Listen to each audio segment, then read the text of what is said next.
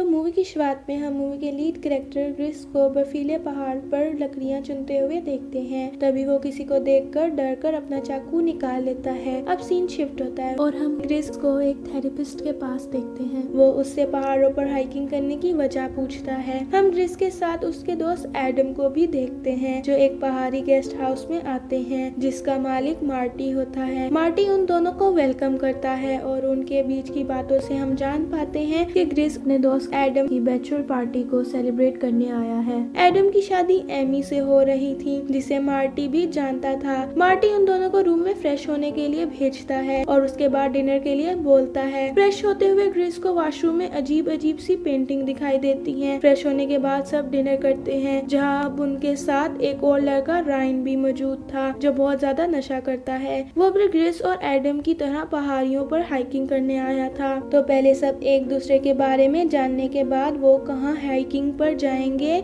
इसके बारे में डिस्कशन करते हैं। इससे हमें पता चलता है कि रायन की मंजिल उन दोनों से अलग है। अब ग्रिस मार्टी से उसके घर की पेंटिंग के बारे में पूछता है कि उन पेंटिंग में किसकी तस्वीर बनी हुई है। मार्टी उन्हें द अर्बन लेजेंड विंडिगो के बारे में बताता है कि ये द विंडिगो की है, जिस पर कुछ लोग मानते हैं कि विंडिगो जंगल की हिफाजत करता है, पर ज्यादातर लोगों का मानना है कि वो वैम्पायर है, जो लोगों का खून सूंघकर उनसे अट्रैक्ट होता है। और कुछ लोग उसे कैनिबल मानते हैं, क्योंकि किसी ने उसको नहीं देखा। ये सब पेंटिंग मार्टी की वाइफ ने लगाई थी। अब सब डिनर के बाद सोने चले जाते हैं, क्योंकि एडम और ग्रिस को सुबह सूरज निकलने से पहले ही हाइकिंग के लिए निकलना था। और सुबह सुबह एडम ग्रिस को उठाकर पहाड़ों की तरफ भेजता है। अब कैंपिंग का सामान और हेडलाइट्स लगाकर दोनों अंधेरे में पहाड़ी की चोटी की तरफ बढ़ते हैं। ग्रिस को अंधेरे में महसूस होता है कि कोई उनका पीछा कर रहा है, और ग्रिस अंधेरे में देखता है तो उसे किसी की आंखें दिखती हैं और वो फौरन गायब हो जाती हैं।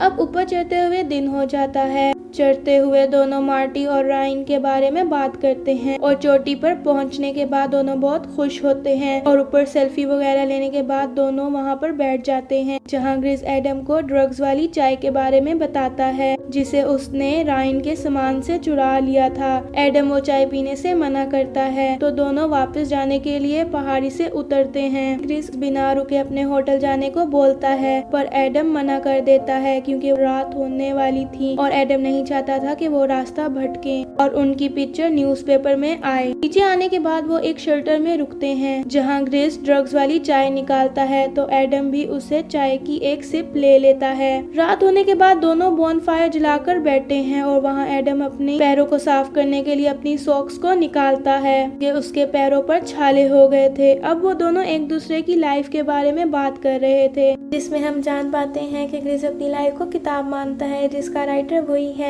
लेकिन उस किताब में क्या लिखना है नहीं पता। मतलब वो अपनी लाइफ को लेकर बहुत कंफ्यूज है। लेकिन एडम ग्रिस की लाइफ को आजाद मानता है, क्योंकि उसे किसी चीज की टेंशन नहीं है, ना कोई गर्लफ्रेंड ना कोई जिम्मेदारी। वहीं एडम के पास बहुत सारी जिम्मेदारी है। अब तो वो शादी भी करने वाला है। सोने के बाद बीच रात में ग्रिस की आंख खुलती है, क्योंकि उसे किसी के चलने की आहट सुनाई देती है। तो ग्रिस जंगल के अंदर उस आवाज के पीछे जाता है। तभी अचानक ग्रिस पर विंडिगो हमला करता है, जिसके जवाब में ग्रिस विंडिगो की गर्दन में चाकू मारकर उसे भगा देता है, और खुद भी थक कर एडम की बगल में जाकर सो जाता है। अब जब सुबह ग्रिस की आंख खुलती है, तो वो खुद को खून में लथपथ पाता है, जो कि विंडिगो का था। और जब वो एडम को ढूंढता है तो उसे एडम नहीं मिलता। अब इधर उधर देखने पर एडम की डेड बॉडी मिलती है, जिसे देखने के बाद वो पैनिक होकर सोचने लगता है कि आगे क्या करना है। तभी उसे दो लोग पहाड़ के ऊपर जाते हुए दिखाई देते हैं, जिन्हें देखकर ग्रिस एडम की बॉडी उठाकर दूसरी जगह ले जाकर बर्फ के नीचे दफनाता है। ग्रिस रास्ता भटक गया था, तो वो एडम के लाइटर की मदद से आग जलाकर रात इन पहाड़ों में गुजारता है। रात में हम अंधेरे के बीच चमकती हुई आंखों को देखते हैं, जो कि ग्रिस की तरफ देख रही थी। नेक्स्ट डे ग्रिस पहाड़ों से नीचे आता है और जंगली झाड़ियों से होता हुआ आगे बढ़ रहा था, तो उन झाड़ियों में उसे विंडिगो दिखता है, जो कि उसके पीछे फिर से लग गया था,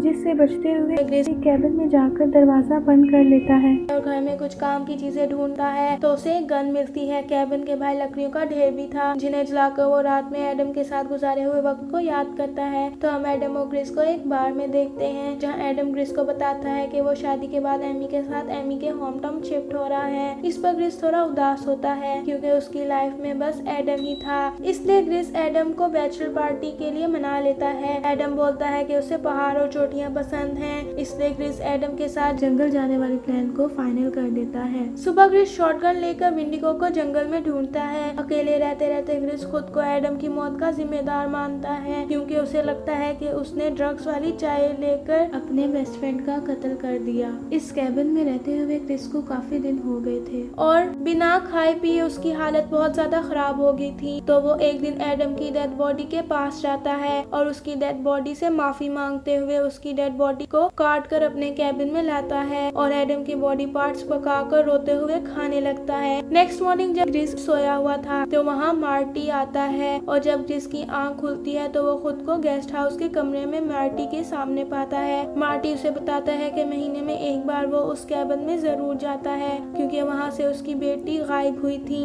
अब एडम की मौत की खबर ग्रिस एमी को देकर बताता है कि एडम उसे नहीं मिल रहा। ये सुनकर एमी रात में सीधा गेस्ट हाउस आती है। हम देख पाते हैं कि ग्रिस की हालत अभी भी खराब है। एमी ग्रिस से बहुत सारे सवाल पूछने लगती है पर ग्रिस यही बोलता है कि उसने सब कुछ उसे बता दिया है। तभी ग्रिस का ध्यान उसकी और एडम की फोटो फ्रेम के पास जाता है। इसमें विंडिगो की परछाई दिख रही थी और जब एमी उसे बोलती है कि उसे वो ड्रग्स वाली चाय नहीं पीनी चाहिए थी तब ग्रिस एमी से पूछने लगता है कि उसे ड्रग वाली चाय के बारे में किसने बताया क्योंकि उसने इसके बारे में किसी को नहीं बताया होता। अब ग्रिस को सब कुछ धुंधला धुंधला दिखने लगता है और सीन ब्लैकआउट हो जाता है। अब जब ग्रिस आंख खोलता है तो वो खुद को पहाड़ी के नीचे एडम के साथ पाता है। उसके फेस पर खून भी नहीं था, मतलब जो भी अब तक हुआ वो सब कुछ ग्रिस का ख्वाब था जो कि उसे वो चाय पीने के बाद आया था। पर अभी भी ग्रिस बहुत ज्यादा कंफ्यूज था। एडम उसे बताता है कि वो पिछले 16 घंटे से सो रहा है और अब वो दोनों सामान पैक करके आगे बढ़ते हैं। तो ग्रिस अपने ख्वाब के बारे में एडम से बात करने के लिए एडम को रोकता है और ग्रिस कुछ बोलता उससे पहले वो वहीं बेहोश हो जाता है। सीन कट होता है और हमें गस को थेरेपिस्ट के पास दिखाया जाता है जो कि ग्रिस से उसके और एडम के बीच की लड़ाई के बारे में पूछ रहा था जो आग के पास हुई थी।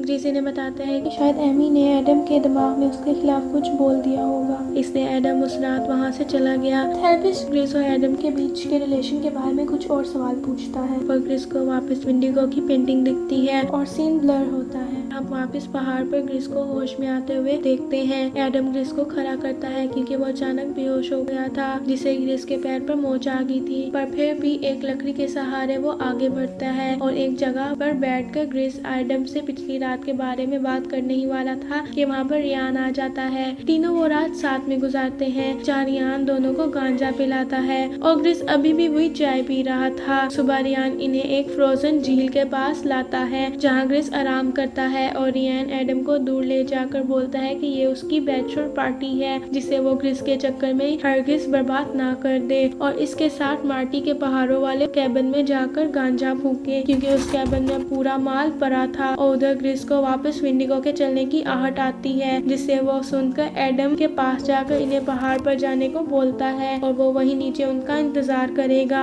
एडम रियान के साथ आगे चलता है। जब एडम टॉयलेट जाने की बात रियान से बोलता है तो वो भी उसके साथ टॉयलेट जाने का बोलता है जिसे एडम बड़ी मुश्किलों से उसे इनकार करता है। अब वो थोड़ी दूर गए थे इसलिए उन्हें ग्रिस भी देख सकता था। जब एडम टॉयलेट के लिए जाता है तो ग्रिस देखता है कि एडम के पास विंडिगो भी जा रहा है। ये देखकर ग्रिस एक बर्तन को बजाकर विंडिगो को भगाने की कोशिश करता है। वो बर्तन पीटकर विंडिगो को भगा रहा था। ग्रिस समझ जाता है कि विंडिगो एडम के पीछे इसलिए पड़ा हुआ है क्योंकि इसने एडम के खून को शौक से सूंघ लिया था। मार्टी ने शुरू से ही बताया था कि वो खून को सूंघकर पहचान करता है और पीछा करता है, इसलिए ग्रिस अपना जूता उतार देता है क्योंकि उसके चोट की वजह से उसके पैर से भी खून निकल रहा था। इसलिए विंडिगो एडम को छोड़कर ग्रिस के ऊपर हमला कर देता है पर विंडिगो उधर किसी को देखकर वहां से भाग जाता है और ग्रिस आग लड़खड़ाते हुए आगे गिर जाता है। अब हम ग्रिस को थेरेपिस्ट के पास देखते हैं जो उसके पहाड़ से लौटने के बाद थेरेपी ले रहा था क्योंकि उसके दिमाग में विंडिगो का डर बैठ गया था। थेरेपिस्ट ग्रिस को हिम्मत देकर विंडिगो को मारने के लिए बोलता है तो तो वो खुद को चाकू से कंधे पर स्टैब कर लेता है और तभी वहाँ एडम आकर उसे बचा लेता है और हम ये देख पाते हैं कि एडम ही ग्रेस को पहाड़ों से वापस शहर लाया था। रियान को एडम ने अकेले छोड़ दिया था, इसलिए अब विंडिगो उसे हॉन्ट कर रहा था। मूवी की लास्ट सीन में हम देखते हैं कि एडम, ग्रेस और एमी तीनों एक साथ रह रहे थे और एक दीवार पर ग्रेस ने विंडिगो की पेंटिंग भी लगाई है जिसे उसने मार्टी के घर से चुराया था। फिर इस सीन में हम ग्रेस को वॉशरूम में वॉमिट करते हुए देखते हैं और जब वो ऊपर देखता है तो उसकी आंखें ग्रे और उसके दांत भी वैम्पायर की तरह हो गए थे। और इसी के साथ ये मूवी एंड होती है। Thanks for watching.